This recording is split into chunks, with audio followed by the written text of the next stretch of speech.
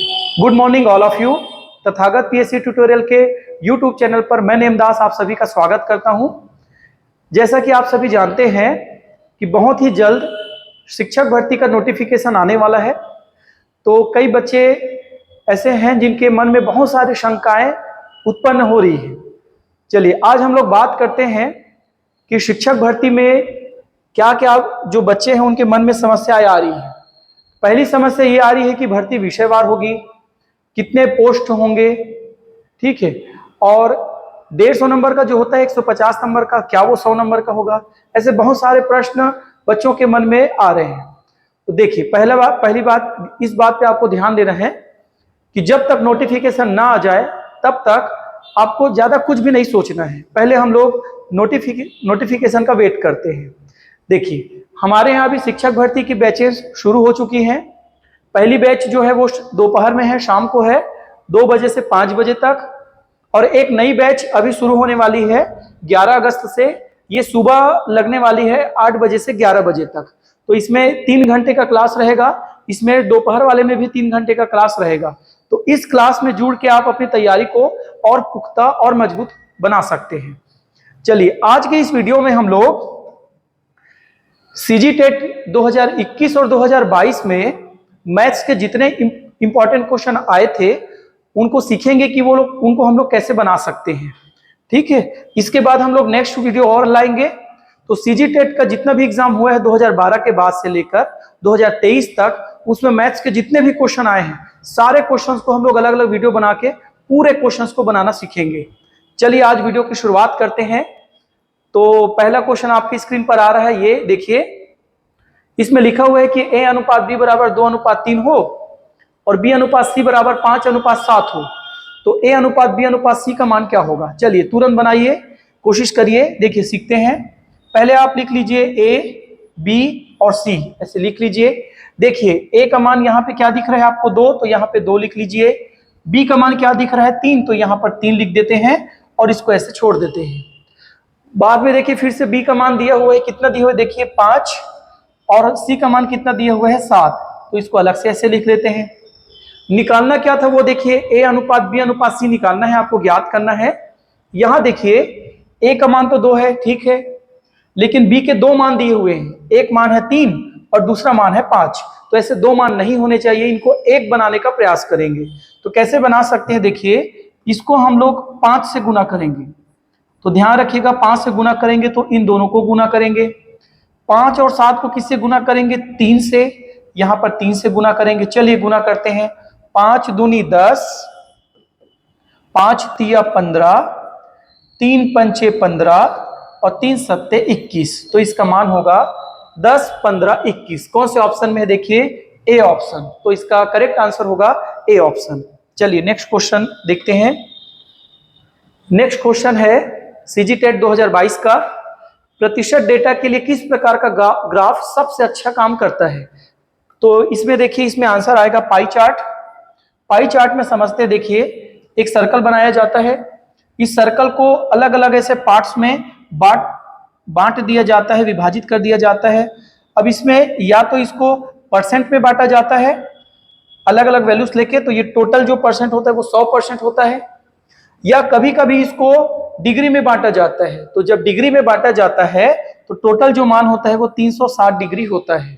तो इसमें आंसर आएगा पाई चार्ट। पाई चार्ट जो है वो प्रतिशत डेटा के लिए सबसे अच्छा माना जाता है।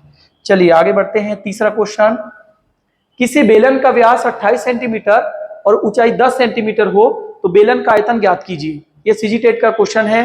देखिए बेलन, पहले तो एक शब्द आया है बेलन, तो समझते हैं बेलन का मतलब। जैसे बेलन की आकृति कौन कौन सी आकृति हो सकती है, तो समझिए तार हो सकता है, पेन हो सकता है, जो परख नली होता है वो होता है। इसके अलावा जो कुआं है, इसकी आकृति जो है वो भी बेलन की आकृति होती है। आप देखे होंगे गिलास जो रहता है ऐसे, ठीक है, गिलास वो भी जो है वो क्या है, बेलन है। पहले समझते कि बेलन की आकृतियों कौन कौन से उदाहरण हो सकते हैं, ये समझते हैं। अब देखिए इसमें क्या निकालना था, आयतन। तो सिंपल सी बात है, बेलन का आयतन का फार्मूला होता है, फार्मूला आपको याद करना है। आयतन होता है पाई r² h। तो पाई अब देखिए आर मतलब रेडियस, त्रिज्या होती है। जैसे ये बेलन है, देखिए ये देखिए ये बेलन है, तो यहां पर दो सर्कल बन रहे हैं, तो इस वाले जगह को त्रिज्या बोला जाता है। यहां पर व्यास का मान दिया हुआ था 28, टोटल मान व्यास दिया है 28, तो त्रिज्या कितनी होगी जल्दी बोलिए, 14 सेंटीमीटर। और ऊंचाई, ऊंचाई कितना दिया देख के बोलिए, 10 सेंटीमीटर। इसको इस फार्मूले में रख देते हैं जल्दी से। तो आर स्क्वायर, 14 का स्क्वायर कितना होता है 196, और एच कितना है 10, गुना करेंगे तो आएगा 1960 पाई। देखिए कौन से ऑप्शन में है, बी ऑप्शन। तो इसका करेक्ट आंसर हो जाएगा बी ऑप्शन। चलिए नेक्स्ट क्वेश्चन की ओर चलते हैं। देखिए अगला क्वेश्चन, एक आदमी 1400 रुपए में साइकिल खरीदता है और उसे 15% की हानि पर बेच देता है, तो साइकिल का विक्रय मूल्य ज्ञात कीजिए। देखिए तो साइकिल का क्रय मूल्य पहले देखते हैं, तो क्रय मूल्य कितना दिया हुआ है देख के बताइए, 1400। अगर इसको लाभ में बेचा जाए, मान लीजिए ना, तो लाभ में बेचा जाएगा तो 1400 इंटू जितने परसेंट का लाभ होगा उसको 100 में जोड़ते हैं, अगर हानि हो तो उसको 100 में माइनस करते हैं। चलिए देखिए, तो यहां पर लाभ हो रहा है कि हानि, देख के बताइए, हानि कितने परसेंट की हानि, 15%। तो हम लोग जब विक्रय मूल्य निकालेंगे तब लिखेंगे 1400 इंटू 15% की हानि मतलब कमी, तो 100 में 15 को घटाइए, जल्दी से घटाना है, चलिए घटाइए, तो कितना आएगा 85 और बटे 100। अगर यहां पर 15% लाभ में बेचते तो यहां 115 बटे 100, 20% लाभ में बेचते तो 120 बटे 100, 20% की हानि में बेचते तो 80 बटे 100 होता। अब इसको काटते हैं, चलिए जल्दी देखिए, 0 0 0 0 कटेगा, 14 पंचे 70, 0 7, 14 अठे 112 और 7 119, तो आंसर होगा 1190। तो कौन सा ऑप्शन हो जाएगा, ए ऑप्शन सही हो जाएगा। चलिए आगे बढ़ते हैं, नेक्स्ट क्वेश्चन, एक घनाभ के आकार का क्षेत्रफल ज्ञात कीजिए जिसका आयतन 900 मीटर क्यूब और ऊंचाई 5 मीटर है, ऐसा बोला गया है। देखिए तो घनाभ का आयतन दिया हुआ है, आयतन, घनाभ का आयतन देखते हैं जल्दी, घनाभ का आयतन कितना दिया हुआ है देख के बोलिए, 900 मीटर क्यूब दिया हुआ है। घनाभ के आयतन का फार्मूला होता है लंबाई इंटू चौड़ाई इंटू ऊंचाई, तो इसको रख देते हैं 900। ऊंचाई देखिए कितना दिया हुआ है 5 मीटर, तो L इंटू बी को रहने देते हैं, H का मान है 5 बराबर 900। तो जब लंबाई इंटू चौड़ाई निकालेंगे तो 5 से ये डिवाइड होगा, ये कितने बार में देखिए 18 पंचे 90 होता है और 0। तो अगर क्षेत्रफल निकालेंगे किसी एक फलक का तो ये होगा 180 मीटर स्क्वायर। तो कौन सा ऑप्शन हो जाएगा, डी ऑप्शन इसका करेक्ट आंसर हो जाएगा। चलिए नेक्स्ट क्वेश्चन की ओर चलते हैं। किसी त्रिभुज में विकर्णों की संख्या ज्ञात कीजिए, ये क्वेश्चन है। तो समझिए पहले विकर्ण क्या होते हैं। देखिए ये हो गया त्रिभुज, इसके शीर्षों से दूसरे शीर्षों तक खींची गई जो रेखा होती है उसको विकर्ण बोलते हैं। यहां पर अगर इस शीर्ष से इस शीर्ष पर रेखा खींची गई है, यहां पर भी रेखा खींची गई है, तो इसमें और विकर्ण खींचा नहीं जा सकता है। और देखते हैं, चलिए ये देखिए, ये है चतुर्भुज, तो इस शिरे से, शीर्ष से इस साइड रेखाएं खींची गई हैं, यहां पर रेखाएं खींची गई हैं, पर यहां पर तो एक खींचा जा सकता है, एक इस साइड खींचा जा सकता है। तो इसमें कितने विकर्ण है, 2, इसमें कितने विकर्ण है, 0। लेकिन हम लोग इसको एक ट्रिक के माध्यम से सीखेंगे विकर्णों की संख्या ज्ञात करना।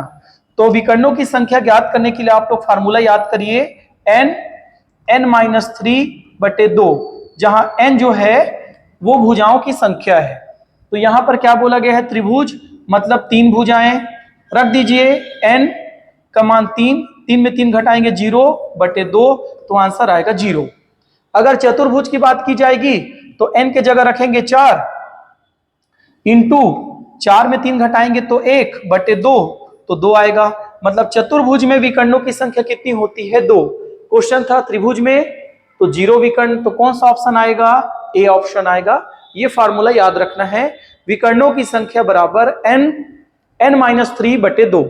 चलिए नेक्स्ट क्वेश्चन, कौन से दो कोण जो है वो पूरक कोण नहीं है। यहां पर समपूरक होगा, थोड़ा सा प्रिंटिंग मिस्टेक है, देखते हैं। चलिए तो दो चीजें समझिए, सीखते हैं। पहला है पूरक कोण, दूसरा है समपूरक कोण। पूरक कोण का मतलब होता है कि जो कोण होते हैं उनका जो योग है वो 90 डिग्री होता है। समपूरक का मतलब होता है जैसे यहां पर एक एंगल ये है, एक एंगल ये वाला है, तो टोटल कितना है देख के बताइए 180। दो कोणों का योग जब 180 हो तब वो समपूरक होता है। दो कोणों का योग जब 90 डिग्री का हो तो वे दोनों एक दूसरे के पूरक कहलाते हैं। तो क्वेश्चन में देखिए, चलिए कौन से दो कोण समपूरक नहीं है, इसको देखेंगे तो 180 ये तो है, ये तो है। 175 में 5 तो ये भी 180। 89 89 में 91 जोड़ेंगे तो जोड़िए, चलिए ये भी 180 है। 23 में 177 को जोड़ेंगे तो ये लगभग होगा 200। तो ये है क्या, समपूरक नहीं। तो कौन सा ऑप्शन आएगा इसमें, डी ऑप्शन करेक्ट होगा, क्योंकि कौन सा समपूरक कोण नहीं है बोला गया है, तो इसमें आंसर होगा डी ऑप्शन। तो याद रखिएगा, पूरक कोण मतलब टोटल योग 90, समपूरक कोण मतलब टोटल 180 डिग्री। चलिए आगे बढ़ते हैं। 2.5 वर्षों में 2.5 वर्षों में 6,000 रुपए पर साधारण ब्याज के रूप में कितने प्रतिशत वार्षिक दर से 250 रुपए का ब्याज प्राप्त होता है, ये क्वेश्चन है। चलिए फार्मूला पहले लिख लेते हैं। साधारण ब्याज बराबर होता है मूलधन इंटू दर इंटू समय बटे 100। साधारण ब्याज का मान कितना दिया है देखिए 250, मूलधन कितना दिया हुआ है 6,000, दर तो निकालना है तो आर ले लेते हैं, समय दिया है 2.5, दशमलव हटा देते हैं तो 25/10 इंटू 100 हो जाएगा। 3 जीरो से 3 जीरो कैंसिल हो जाएंगे, 25 से ये कटेगा कितने बार में, 10 बार में। आर का मान निकालना है आपको, तो 10/6, 2 से काटेंगे 2 पंचे 10, 2 तिया 6, 3 से काटते हैं 3 एकम 3, कितना बचा 2/3%। तो एक सही 2/3%। तो कौन सा ऑप्शन करेक्ट होगा, बी ऑप्शन करेक्ट होगा। चलिए नेक्स्ट क्वेश्चन।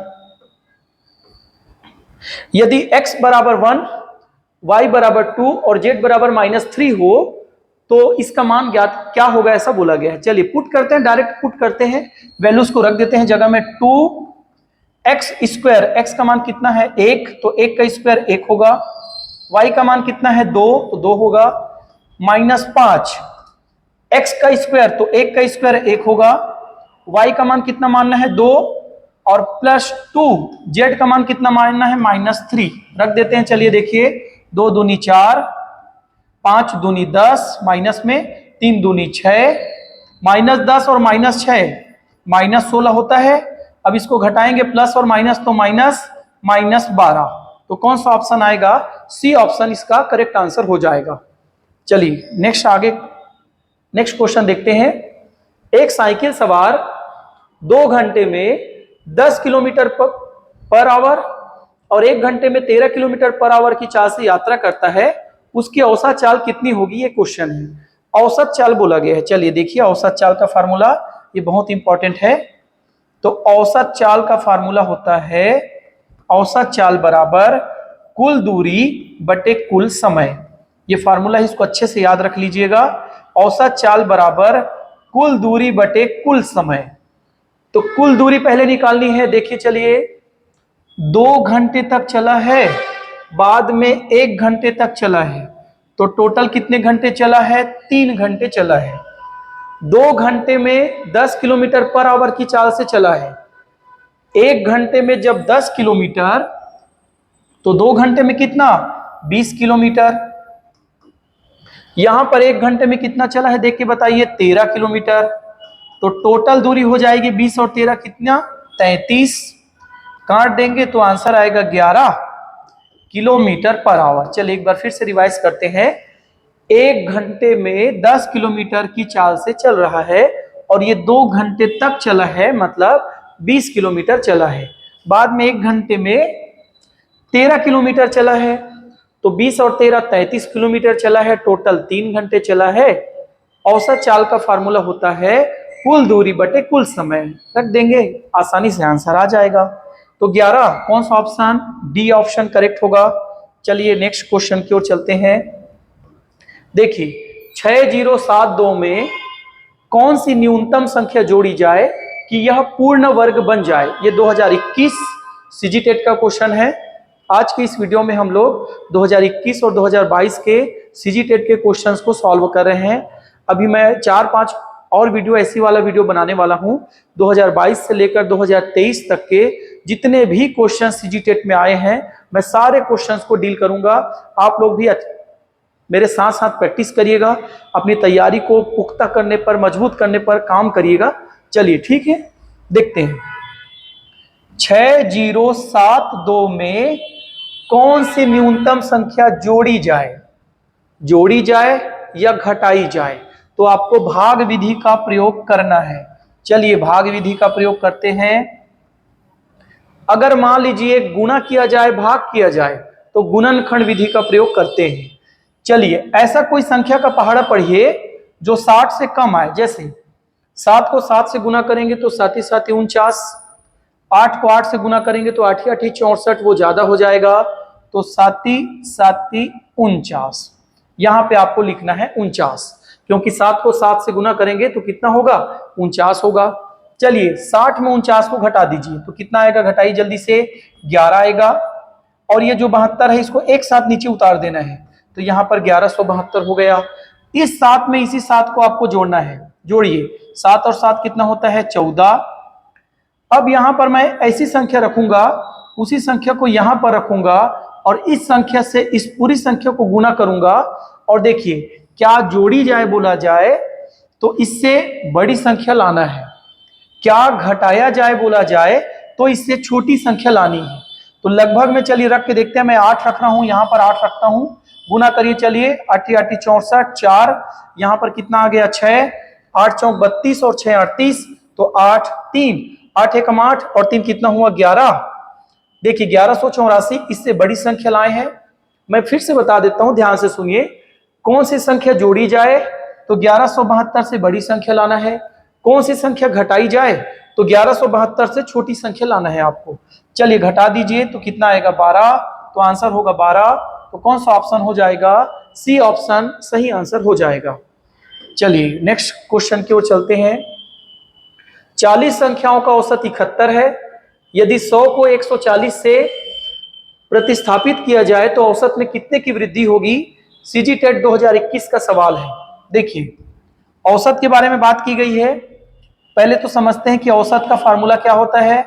तो औसत बराबर होता है योग बटे संख्या। औसत बराबर होता है योग बटे संख्या। औसत कितना है? देखिए 71 बराबर योग बटे संख्याएं कितनी है? 40। चलिए तुरंत योग निकालते हैं, इन 40 संख्याओं का योगफल निकालते हैं तो 0 आएगा। 0 गुना करेंगे ना 71 को 40 से तो 0 आएगा। 4 एकम 4 और 4 सत्ते 28, तो कितना आ गया? देखिए योग 2840 आ गया। कितनी संख्याओं का? 40 संख्याओं का योग हो गया 2840।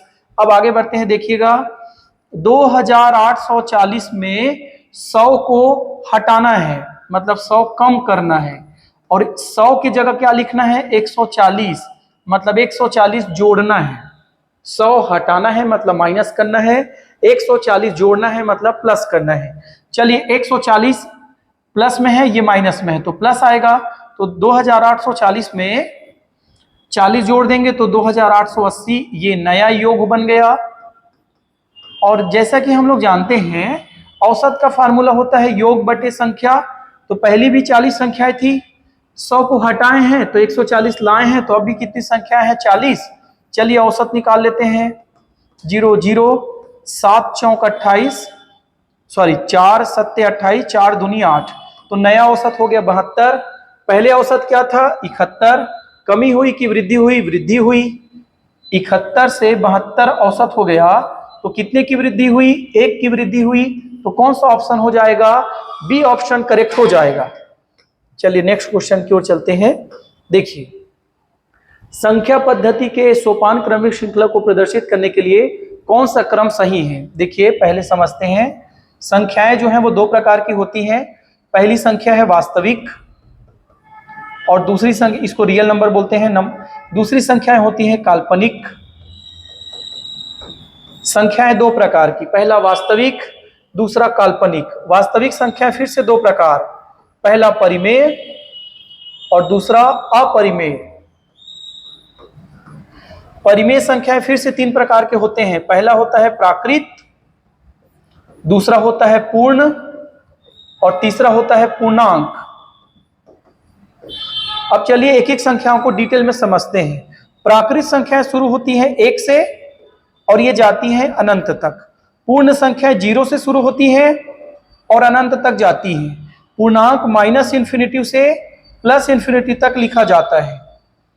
अब क्रमिक श्रृंखला बोला गया है। देखिए, प्राकृत संख्या को दर्शाया गया है n से, पूर्ण संख्याओं को दर्शाया गया है w से, और पूर्णांक को दर्शाया गया है z से, और परिमेय संख्याओं को दर्शाया गया है q से।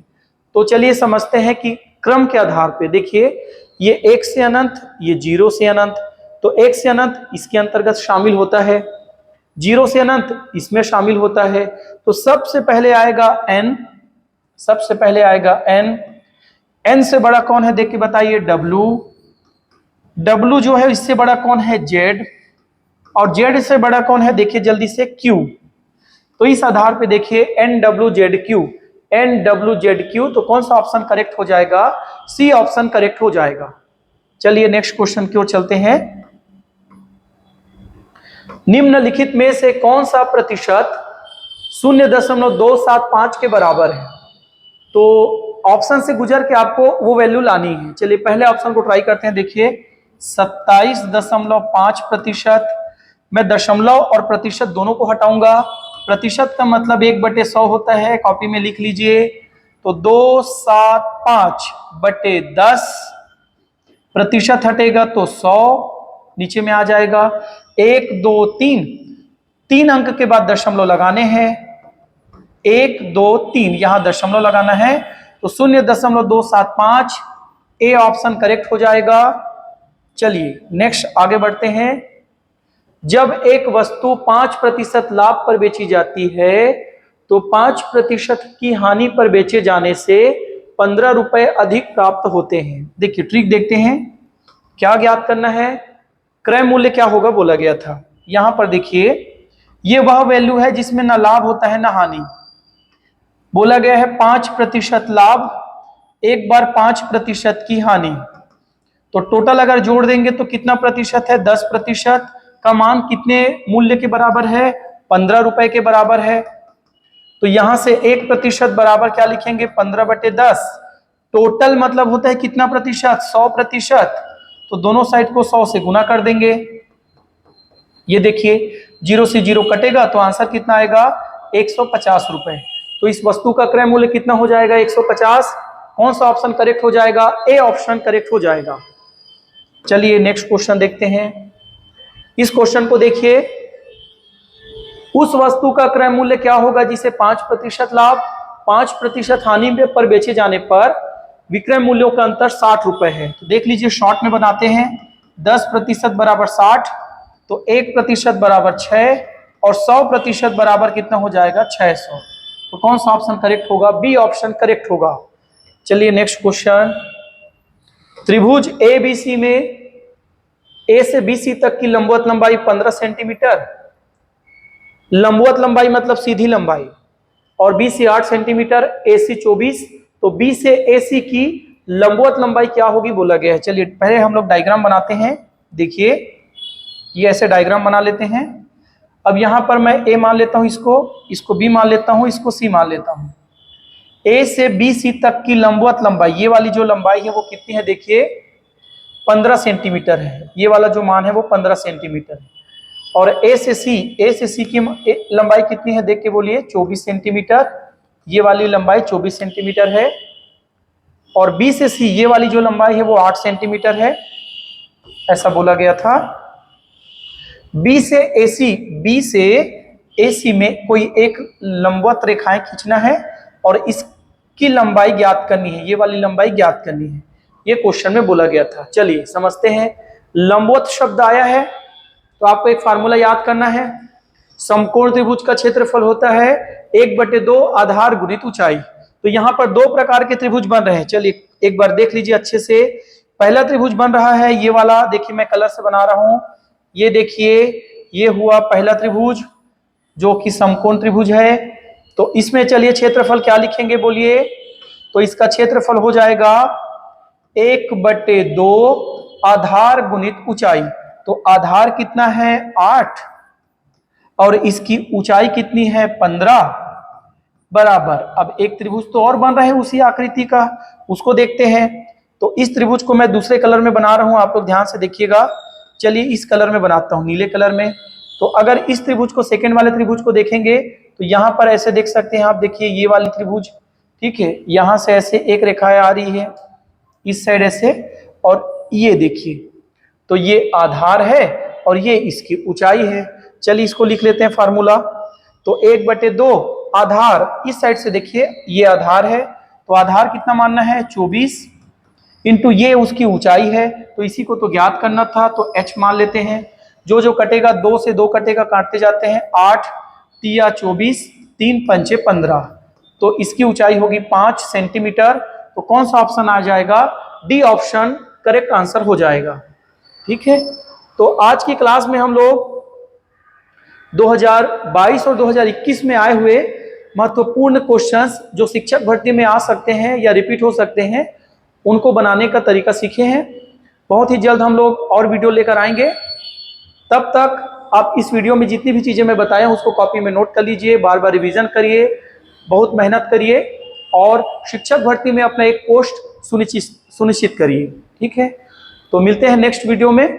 तब तक आप सभी इस वीडियो को लाइक करिए, सब्सक्राइब कर हमारे चैनल को सब्सक्राइब करिए, वीडियो को ज्यादा से ज्यादा शेयर करिए। धन्यवाद।